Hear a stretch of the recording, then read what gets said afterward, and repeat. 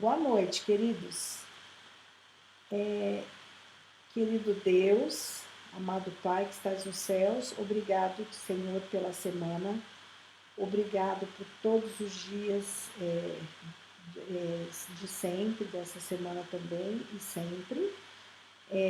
Obrigado por estarmos aqui reunidos para estudar a sua palavra. Nos ajude a entender cada dia mais e que suas palavras entrem em nossos corações e a gente possa praticar e aprender cada dia mais. Eu te agradeço em nome por amor de Jesus. Amém. Muito bem, obrigado aí pela oração. Vamos então começar. Hoje a gente vai ver Mateus 7. Então aqui as referências que eu usei para compilar esse estudo. Além de, eu pesquisei também algumas imagens na internet para tentar ilustrar um pouco. Enfim, eu estou tentando melhorar com o passar do tempo, né? E lembrando que a Bíblia, a versão da Bíblia que a gente vai usar hoje é a NVI, a Nova Versão Internacional. Tá? A clássica é a João Almeida, João Ferreira de Almeida, mas eu acho que a linguagem da Nova Versão Internacional ela tem uma linguagem um pouquinho mais fácil, mais atualizada, mais moderna. Tá? Bom, em Mateus 7, a gente está continuando a ver o Sermão do Monte, tá? E a gente vai ver a questão do julgar as outras pessoas, a gente vai ver a árvore e seus frutos, quem são os verdadeiros discípulos e o alicerce firme. Tá? Então, só lembrando aqui que a gente viu os capítulos 1 e 2, que é uma introdução à vida de Jesus, né? Então a gente viu o nascimento, a fuga, a visita dos reis magos, Herodes querendo saber onde que Jesus estava, e aí o José e Maria fugiram com Jesus para o Egito. Né? Depois a gente viu as tentações, o batismo de Jesus, tá? E o começo do ministério, que começa justamente com o Sermão do Monte. E aí os capítulos 5 a 7 são o Sermão do Monte, e hoje a gente vai começar o capítulo 7. Tá? No final, eu vou fazer uma. Eu vou tentar explicar por que o Sermão do Monte é dividido em três capítulos. Tem um motivo para ser. A gente viu no capítulo 5 as bem-aventuranças, Jesus falando que nós somos a luz do mundo e o sal da terra. Tá? Aí ele ou seja, ele diz pra gente o que quais as bênçãos, o que representa ser cristão, qual é o ganho para a gente quando a gente é cristão. No capítulo 6, ele define a questão da lei, o que o cristão deve seguir, tá? Lembrando que Mateus ele era um coletor de impostos, então ele conhecia muito bem tanto a lei romana quanto a lei judaica, porque ele era tipo um advogado da época e ele tinha por obrigação conhecer muito bem as leis dos dois povos onde ele vivia. E aí ele faz questão de mostrar os detalhes sempre à luz do judaísmo e por que Jesus ele está colocando a coisa dessa maneira. Então ele faz questão de mostrar essa parte de Jesus se comparando com Moisés e dizendo que eu, na verdade, vos digo. Então, no capítulo 6 a gente viu muito isso. Então, tem exemplos dos 10 mandamentos, onde os 10 mandamentos dizem uma coisa, Jesus, porém, ele vai dar uma condição muito mais restritiva, muito mais abrangente. Tá? E agora, no capítulo 7, a gente vai ver a questão da comunhão, o que é o dia a dia do cristão. Tá? Então a gente vai então encerrar o Sermão do Monte vendo essa parte. E começa então com a questão do julgamento. Tá? São algumas passagens bastante conhecidas até fora do cristianismo. Então, versículos 1 a 6 dizem o seguinte: Não julguem para não serem julgados, pois vocês serão julgados pelo modo como julgam os outros. O padrão de medida que adotarem será usado para medi-los. Porque você se preocupa com o cisco no olho do seu amigo enquanto há um tronco em seu próprio olho? Como pode dizer a seu amigo: Deixe-me ajudá-lo a tirar o cisco de seu olho, se não consegue ver o tronco em seu próprio olho? Hipócrita! Primeiro, livre-se do tronco em seu olho. Então você verá o suficiente para tirar o cisco do olho do seu amigo. Não deem o que é santo aos cães, nem joguem pérolas aos porcos, pois os porcos pisotearão as pérolas, e os cães se voltarão contra vocês e os atacarão. Alguns questionamentos. Aqui a imagem ilustrando o tronco no olho de um, enquanto ele está tentando tirar o cisco do olho do outro, né? Então, acho que primeiro vem essa pergunta: será que julgar pelos padrões de Cristo é uma coisa errada? O que vocês acham? Ou a gente deve julgar, mas com a certeza do julgamento que nós estamos fazendo estar correto, seria outra opção. O que vocês acham? A gente vê toda essa passagem aqui, né? A gente começa falando: não julgueis para que não sejais julgados, na versão Ferreira de Almeida, né? No entanto, aqui no final diz: não deem o que é santo aos cães, nem joguem pérolas aos porcos. Mas se eu considero alguém um cão, ou se eu considero alguém um porco, eu não estou julgando? Então, assim, parece que essa passagem, ela leva a gente a acreditar que a gente deve sim saber discernir.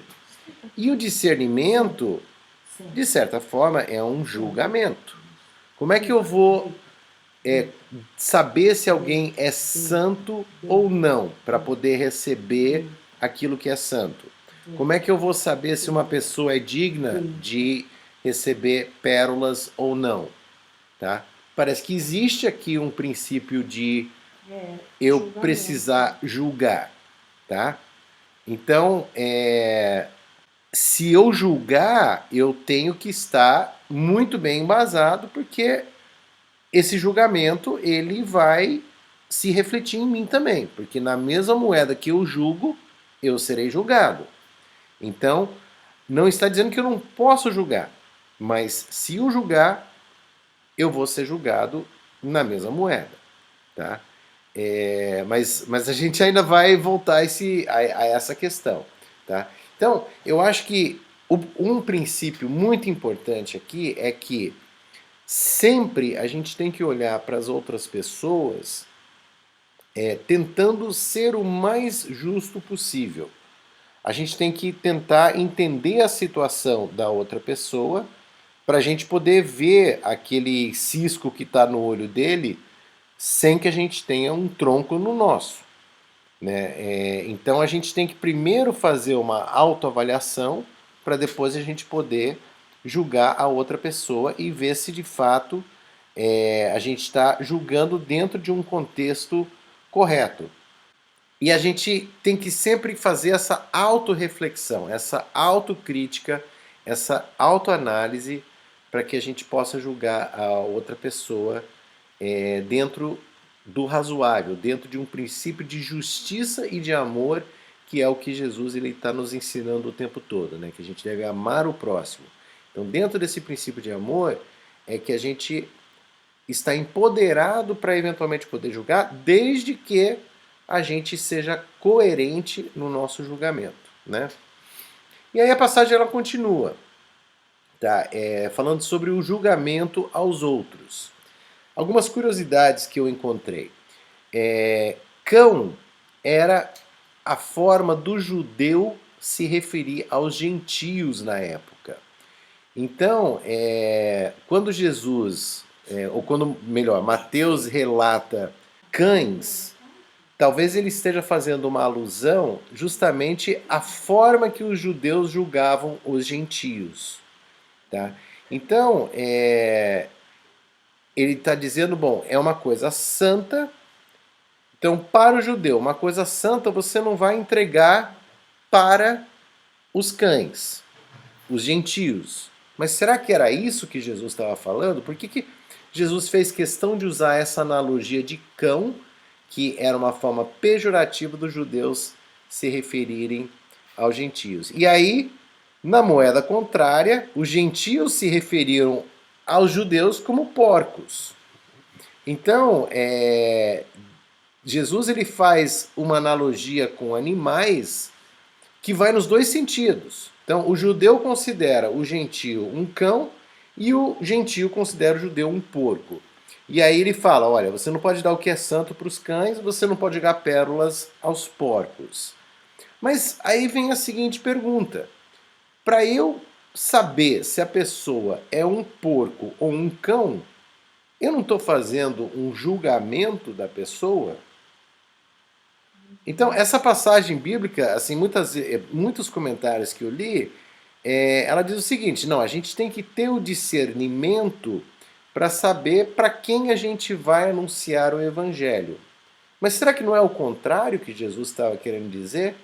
Quer dizer, se a gente tem um pré-julgamento de alguém como sendo um cão ou um porco, não é exatamente isso que as passagens anteriores estão recriminando? Então, assim, eu fiquei assim com essa pergunta.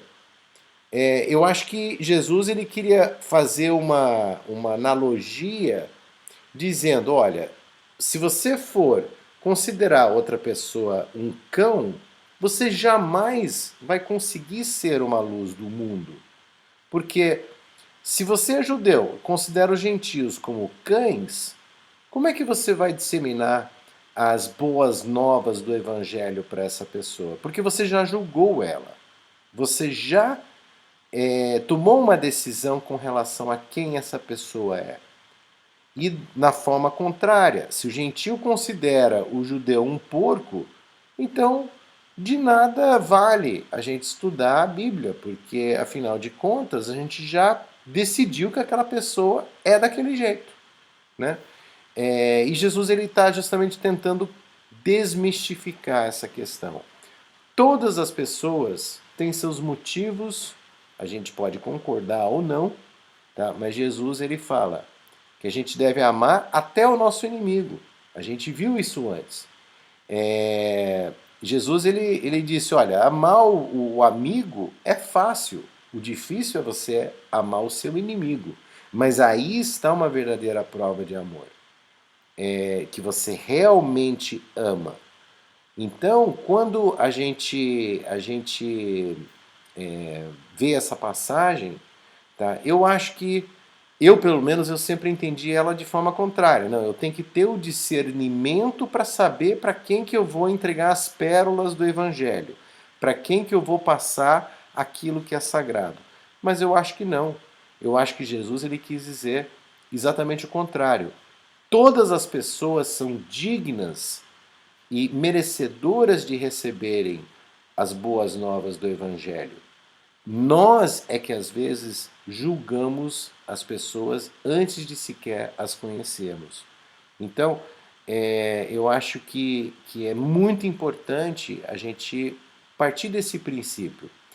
Todo mundo é tão merecedor quanto a outra pessoa. Mesmo aquelas pessoas que a gente odeia, mesmo aquelas pessoas que nos fizeram mal, tá? Elas também são merecedoras. Às vezes a gente fica questionando, eu estava pensando nisso hoje, né? A gente fica questionando, puxa, olha só, essa pessoa é uma pessoa ruim, é uma pessoa má. E por que parece que tudo dá certo para ela?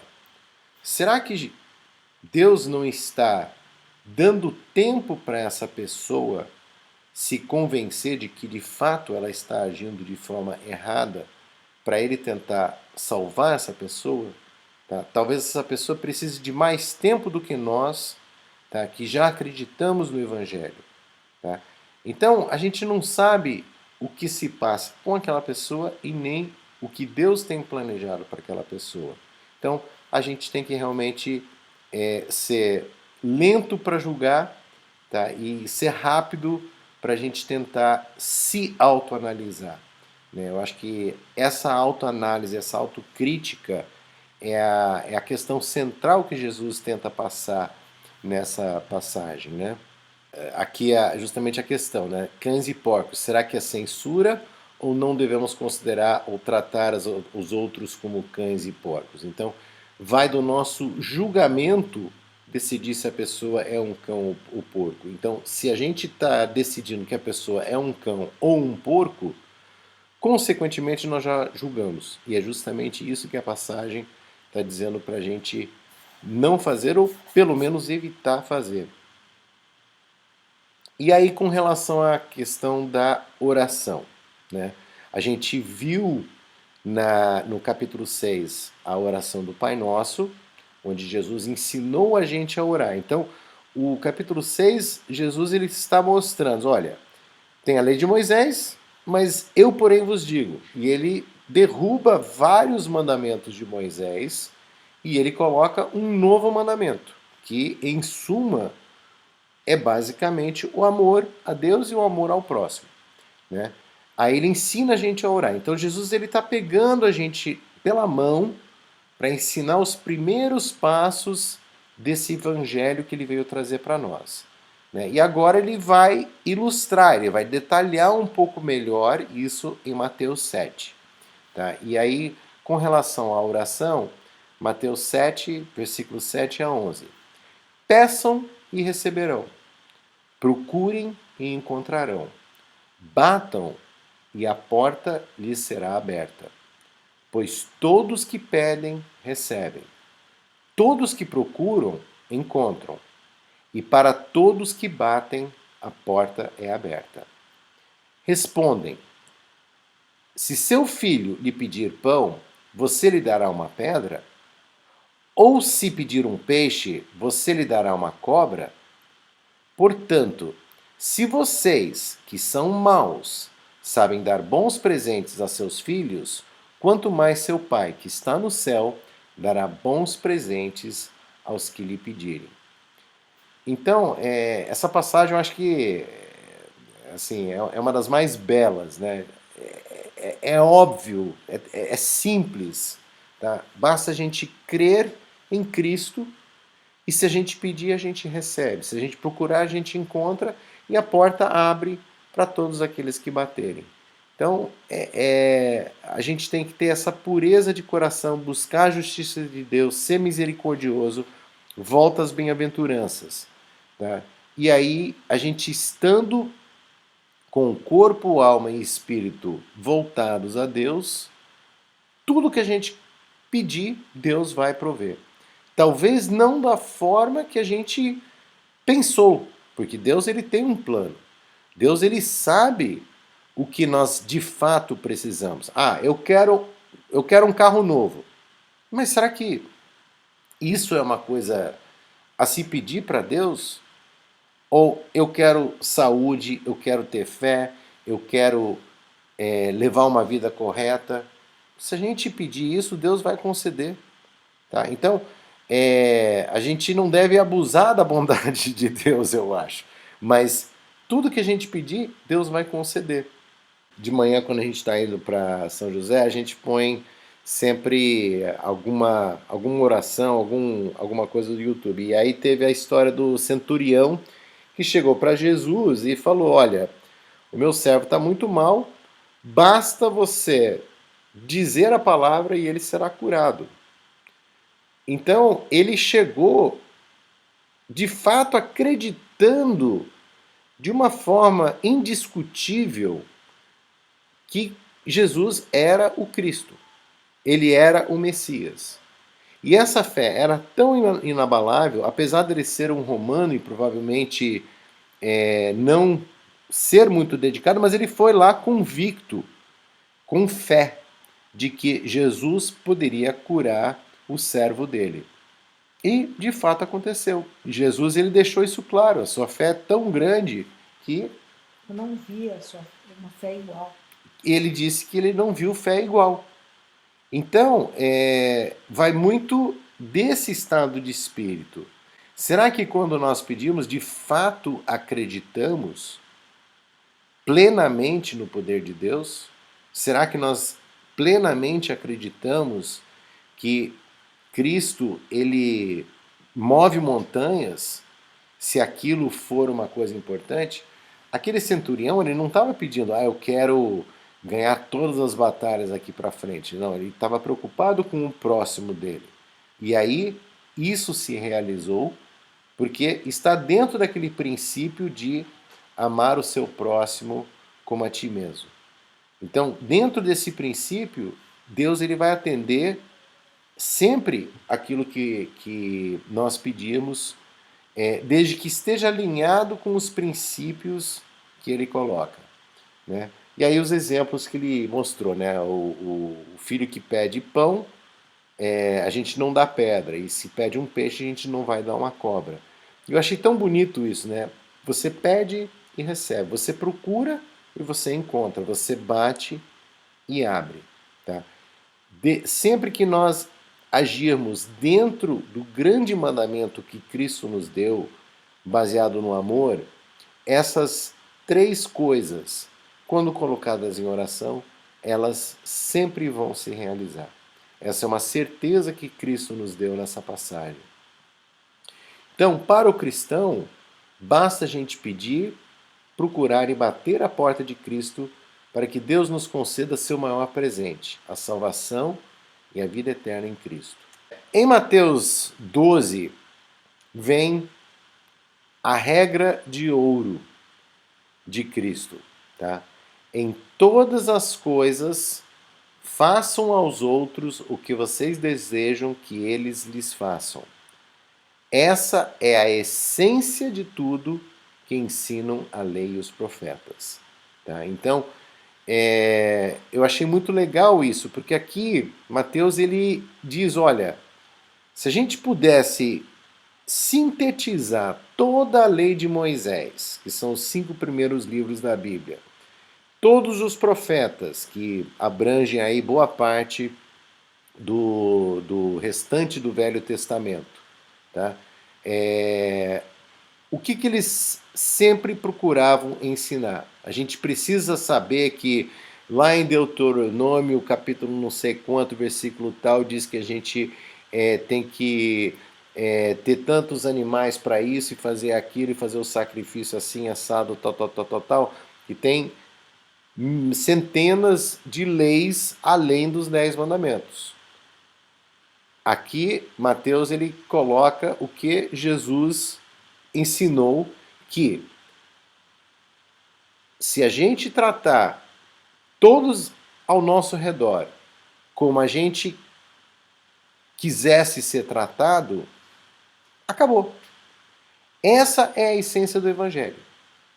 E a gente não precisa se preocupar, se a gente seguir esse princípio, em seguir as leis dos profetas e as leis de Moisés.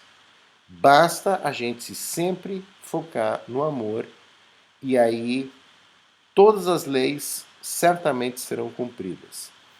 E aí eu achei essa foto aqui, o mendigo, e aí a pessoa ela vê o mendigo e na verdade é um espelho em que ela vê seu próprio reflexo, que eu acho que ilustra bem essa questão de você fazer aos outros aquilo que você quer que seja feito com você. Continuando, Mateus 13,14, Jesus ele fala sobre as portas, né? É uma alusão, mas é uma alusão, eu acho que bastante propícia e de fácil entendimento. Então, entrem pela porta estreita. A estrada que conduz à destruição é ampla e larga é sua porta, e muitos escolhem esse caminho. Mas a porta para a vida é estreita, e o caminho é difícil, e são poucos os que o encontram. Então, Muitas vezes, por exemplo, a gente vê uma propaganda que você pode fazer isso, você ganha aquilo, e nossa, parece um negócio sensacional. Você vai lá, você embarca nessa e você vê que foi uma furada. Talvez a maioria de nós já passou por experiências assim, e a gente, quando a gente está naquela experiência, envolvido com aquilo, a gente acha, nossa, isso aqui realmente, que maravilha, por que eu não descobri isso antes? Nossa, eu perdi tanto tempo. E aí, quando a gente vê realmente o que é, a gente acaba vendo que era um golpe e a gente fica chateado. Mas não existe um atalho, existe sim um caminho a ser trilhado. E esse caminho, ele pode parecer o mais difícil. O que é certo pode parecer o mais penoso, o mais difícil de se aceitar. Mas Jesus ele dá a garantia que se nós perseverarmos nesse caminho que parece ser difícil, tá, a gente vai chegar a vida eterna. Então, é uma alusão, mas eu acho que é uma alusão que a gente vê no dia a dia. Então, às vezes, a gente vê aquele golpe do WhatsApp, ou alguém tentando passar a perna, ou alguém fazendo uma promessa, e a gente fica tentado a embarcar nessa promessa mirabolante, mas não existe atalho. Tanto na vida como na religião.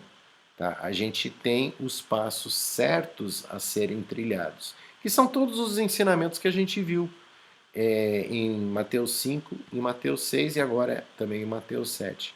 A gente tem que perseverar ao longo desse caminho, tá? Sempre buscando Cristo, sempre buscando o amor, sempre buscando fazer as coisas conforme Deus nos passou, tá? E sempre baseado no amor, que é a essência da lei e dos profetas, como nós acabamos de ver. Tá? E finalmente, já praticamente terminando Mateus, não, ainda tem mais um pouquinho, mas é uma das últimas coisas aqui de Mateus 7, a gente tem a questão da árvore e seus frutos.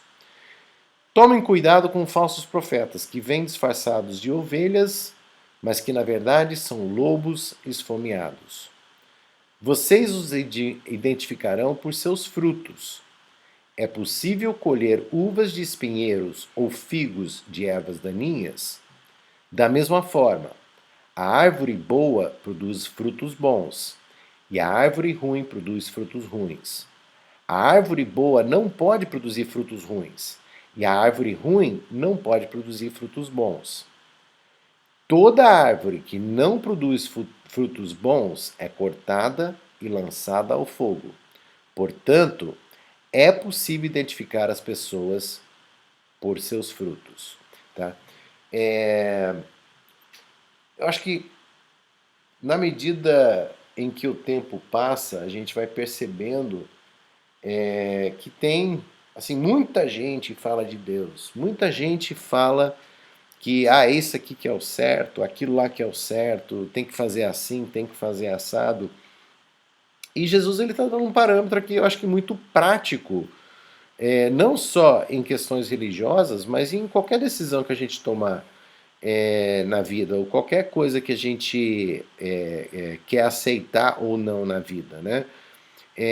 Se alguém vem prometendo mundos e fundos, existe um histórico para comprovar aquilo, de que aquilo realmente funciona, ou que aquilo é verdade, tá? Isso se vale para qualquer situação na vida. Isso aqui é muito mais fácil você atingir seu objetivo se você fizer isso aqui. Quantas pessoas já fizeram?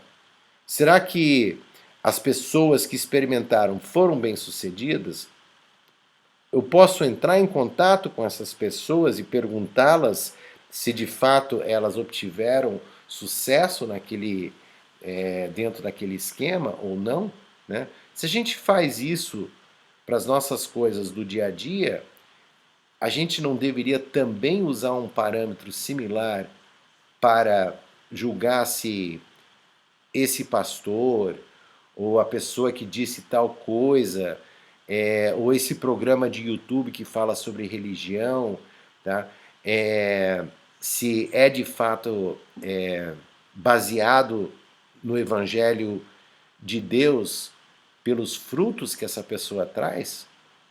Então, da mesma forma que a gente no dia a dia usa certos parâmetros para a gente avaliar se aquilo é procedente ou não, a mesma coisa a gente tem que fazer quando a gente avalia mensagens que supostamente podem ser religiosas, né? Então, tem muita coisa ao nosso redor que parece ser verdade, mas será que é mesmo? Vamos lembrar nas tentações que o diabo ele usa sutilezas, ele pega meias verdades, ele pega coisas muito parecidas com o que de fato o Evangelho diz, mas que são quase lá, não exatamente a mesma coisa. E então Jesus ele está alertando, olha, a gente tem que tomar muito cuidado, porque eles podem parecer ovelhas, ou eles podem parecer um fruto bom, mas só tem um jeito de ser um fruto bom, se a árvore for boa. Tá? Não tem como uma árvore ruim produzir frutos bons, e não tem como um lobo ser uma ovelha.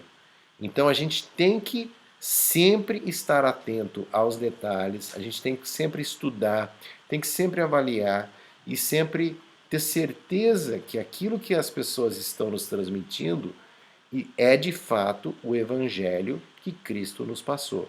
E só tem um jeito da gente avaliar, é no resultado. Então, se a gente observar que o resultado de fato está alinhado com as verdades de Cristo, as verdades da Bíblia, as verdades de Deus, aí sim isso é uma verdade que deve ser seguida e construída em cima. Caso contrário, a gente deve cortar isso e lançar ao fogo. Tá? E Cristo deixa isso muito claro nessa passagem. Né? Então, aqui ilustrando, né, a árvore boa, a árvore ruim, o lobo vestido de ovelha. Tá? A gente não deve acreditar simplesmente nas palavras e sim avaliar os atos e os resultados. E quem são os verdadeiros discípulos? Tá? Nem todos que me chamam Senhor, Senhor entrarão no reino dos céus, mas apenas aqueles que de fato fazem a vontade de meu Pai que está no céu, que é o parâmetro pelo qual a gente deve julgar as pessoas, que a gente deve julgar, perdão, a gente deve avaliar se o que a pessoa está dizendo e fazendo é de fato verdade, se é a vontade de Deus. No dia do juízo, muitos me dirão: Senhor, Senhor, não profetizamos em teu nome, não expulsamos demônios em teu nome, e não realizamos muitos milagres em teu nome? Eu, porém, responderei: nunca os conheci. Afastem-se de mim, vocês que desobedecem à lei. Então, veja que se uma pessoa profetiza em nome de Deus, expulsa demônios em nome de Deus e faz milagres em nome de Deus, puxa vida, são coisas que não é para qualquer um. Então, se Cristo está dizendo que ele não vai reconhecê-los no dia do juízo, no mínimo parece estranho isso, né? Então, o que exatamente está querendo dizer isso daqui? Se a pessoa profetiza, expulsa demônios e faz milagres, por que ele não vai reconhecer? E ainda mais em nome de Deus que a pessoa faz isso. Tá? E Jesus ele diz: nunca os conheci, afastem-se de mim, vocês que desobedecem à lei. Então, não adianta a pessoa fazer coisas mirabolantes, que parecem milagres, que parecem coisas divinas, se do outro lado a pessoa não é um seguidor de Cristo lá no seu íntimo, que a gente viu isso várias vezes no Sermão do Monte. Deus, ele não está preocupado com o que está externado pela pessoa. Ele está olhando o que está no coração da pessoa. Então, se a pessoa vem e faz grandes milagres, grandes feitos, fala bonito, faz oração para todo mundo ver, mostra como que a pessoa é piedosa e não sei o quê, e aí vira e fala mal de todo mundo, ou começa a prejudicar outras pessoas, então essa pessoa não está seguindo aquilo que Cristo ensinou. Essa pessoa ela está simplesmente encenando uma coisa, quando na verdade, no fundo, ela está praticando outra coisa.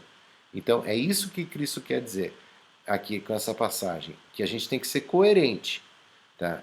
Se a gente realmente ama a Deus e a Cristo, a gente quer ser considerado como filho dele. A gente tem que agir lá no nosso íntimo, de acordo com a lei dele, e se for externar alguma coisa, que não é necessário, porque Deus está vendo o nosso íntimo, a gente deve então ter isso alinhado com aquilo que está no nosso íntimo. Não ser uma coisa na nossa vida particular e outra coisa perante os outros, né? Então é isso que Cristo está falando, que a gente tem que ser consistente tanto naquilo que a gente externa para as outras pessoas, quanto naquilo que a gente é lá no nosso íntimo. Então a gente tem que ter muito bem alinhado as duas coisas. Então não adianta eu querer fazer coisas que impressionam as outras pessoas e no fundo, eu não sei nada daquilo. Então é isso que Cristo está colocando nessa passagem. Então, de novo, a questão do verdadeiro discípulo é amar o próximo, tá? E o próximo de forma ampla. Não é só os amigos, não. São os amigos e também aqueles que a gente não tem tanta consideração assim. Isso vai trazer bons frutos. E a gente tem que amar a Deus com todo o nosso coração, com todo o nosso entendimento. Aí vem a casa na rocha, né? Construir sobre um alicerce firme. Quem ouve minhas palavras e as pratica é tão sábio como a pessoa que constrói sua casa sobre uma rocha firme. Quando vierem as chuvas e as inundações e os ventos castigarem a casa, ela não cairá, pois foi construída sobre rocha firme. Mas quem ouve o meu ensino e não o pratica é tão tolo como uma pessoa que constrói sua casa sobre a areia. Quando vierem as chuvas e as inundações e os ventos castigarem a casa, ela cairá com grande estrondo. Aí eu pus aqui uma ilustração que eu achei na internet que eu achei bem bacana. Se a gente simplesmente recebe o evangelho, a gente ouve, legal, bacana, e aí a gente não cria o hábito de praticar isso regularmente, a gente vai ser aquela casa sem fundação. Porque uma coisa é a gente ouvir, uma outra coisa é a gente ouvir, praticar, treinar, e a gente entrar num círculo virtuoso de construir tanto o nosso corpo, quanto alma, quanto espírito voltado para Deus. Então eu posso dizer, sim, eu aceito a Deus, mas se eu não pratico isso regularmente, eu não vou fortalecer esses princípios cristãos tanto quanto uma pessoa que exerce isso regularmente. Tá? Eu quero correr uma maratona. Perfeito. Se eu não começar andando 1 quilômetro por dia, eu jamais vou correr uma maratona. E a mesma coisa com a nossa vida espiritual. A gente precisa receber o Evangelho, entender o Evangelho e praticar o Evangelho nas nossas vidas. Caso contrário, a gente vai ser a casa na areia. E aí, finalmente, o término do Sermão da Montanha. Quando Jesus acabou de dizer essas coisas, a multidão ficou maravilhada com seu ensino, pois ele ensinava com verdadeira autoridade, diferentemente dos mestres da lei. Qual era o ensinamento dos mestres da lei? Tá? Eles diziam, olha, você não pode isso, você tem que fazer aquilo, etc., como a lei de Moisés definia. Então proibia fazer isso, dizia que era obrigado a fazer aquilo, que tinha que observar as festas, os dias, etc. Então era assim, pode isso, não pode aquilo, faz isso, não faz aquilo. A lei era assim. E Jesus ele disse não, isso aí são formalidades, isso aí é um rito. Religião não é um rito. A essência do evangelho é você ter um princípio de amor para com o próximo e para com Deus. Então, o que podemos fazer para praticar os ensinamentos do Sermão da Montanha?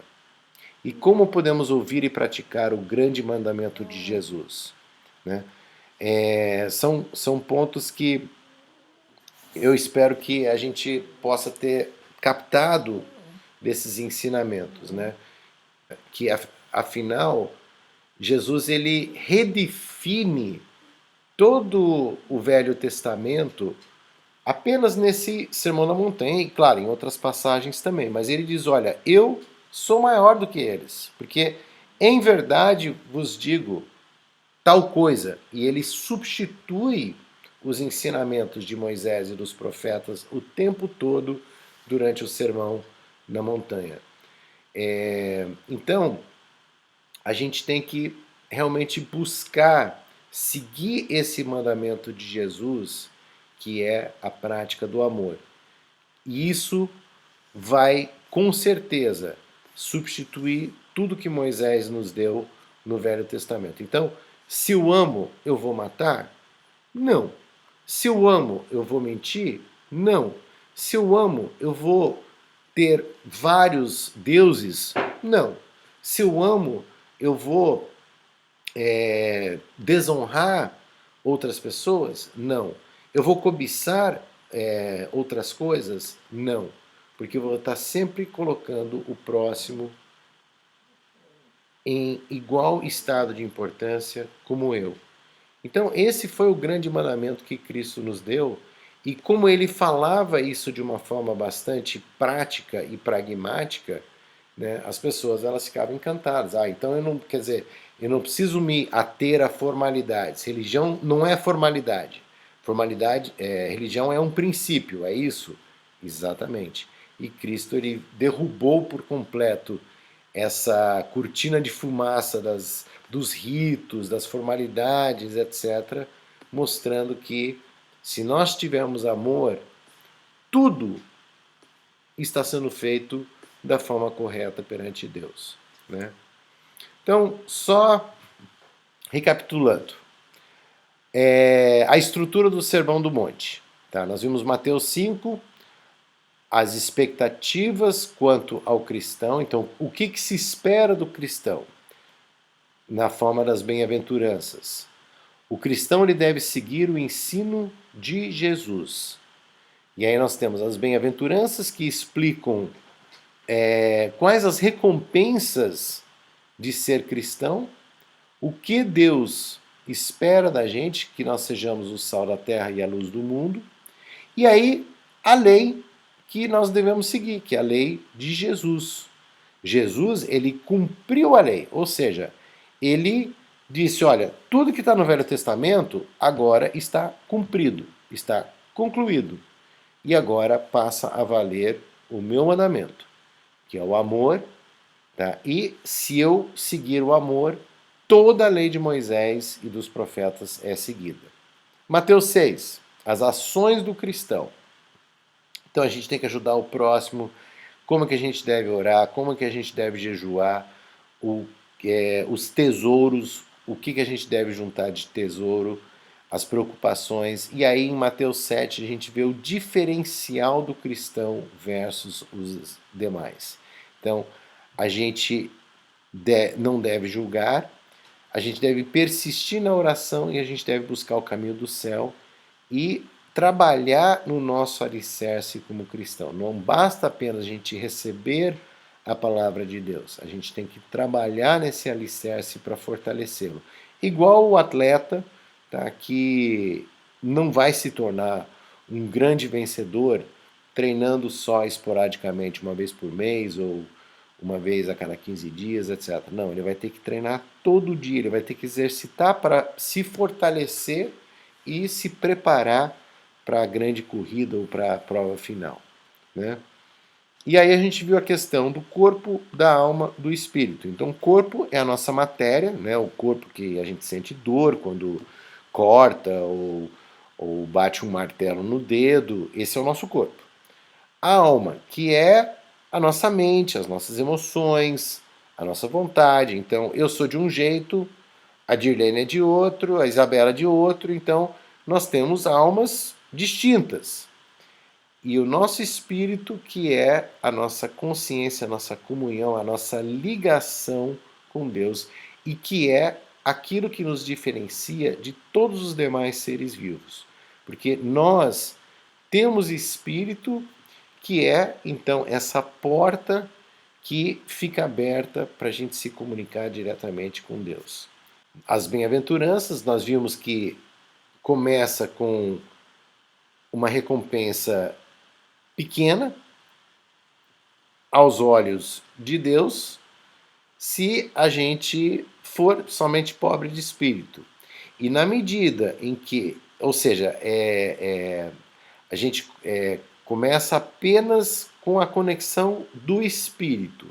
E na medida em que nós progredimos, que a nossa comunhão com Deus envolve espírito, e aí depois o corpo, a alma e eventualmente o corpo, que são as perseguições, as zombarias, etc.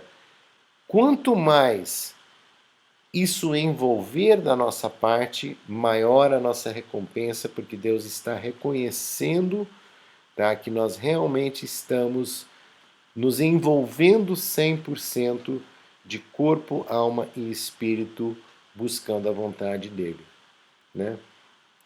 E aí, Mateus 6, aliás, Mateus 5 ainda, né?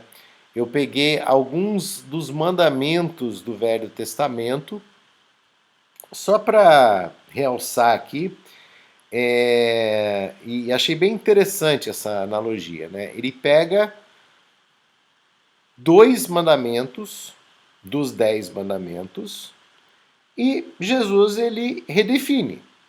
Ele diz: não matarás, na verdade, não é bem assim. O que a lei quer dizer é não odiar. Você não pode odiar o próximo, porque o ódio, na verdade, é o primeiro passo para um eventual homicídio. Você não vai matar alguém que você ama, você vai matar alguém que você odeia.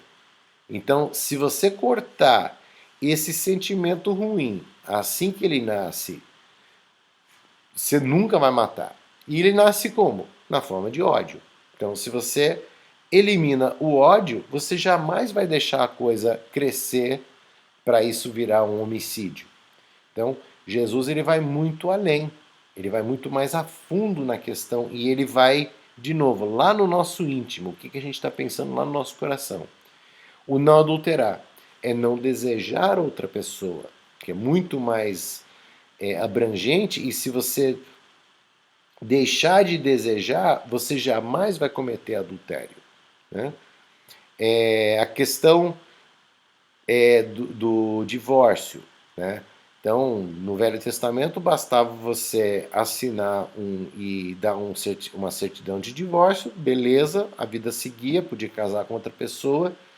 Na lei de Cristo, o divórcio é adultério, exceto em casos de traição, né? E o interessante aqui aí tem os 6, né? Odiar o inimigo, amar o amigo e odiar o inimigo no Velho Testamento. A gente deve amar os inimigos segundo Jesus. Velho Testamento, olho por olho, dente por dente. Se alguém fizer mal, a gente deve dar outra face, a gente deve andar mais 1 quilômetro com a pessoa. Se roubar nosso casaco, a gente deve dar o outro casaco também que a gente tiver. Enfim, Jesus ele sempre vai além, sempre tentando enfatizar que é importante a gente mostrar o amor, principalmente para aqueles que nos rodeiam. E a questão do juramento. Tá? No Velho Testamento a gente não deve jurar falsamente. Jesus ele diz, só se atenha a dizer sim, sim, não, não, porque se você jurar, você está indicando que sua palavra não vale nada. Você tem que jurar por alguma coisa que de outra pessoa. Então você está dando um atestado de que sua palavra de fato não vale nada. Né? E o que eu achei interessante, a gente tem muito essa questão dos 10 mandamentos. Né? E Jesus ele fez questão de mostrar, ele pegou 2 exemplos dos 10 mandamentos e pegou 4 dos demais mandamentos.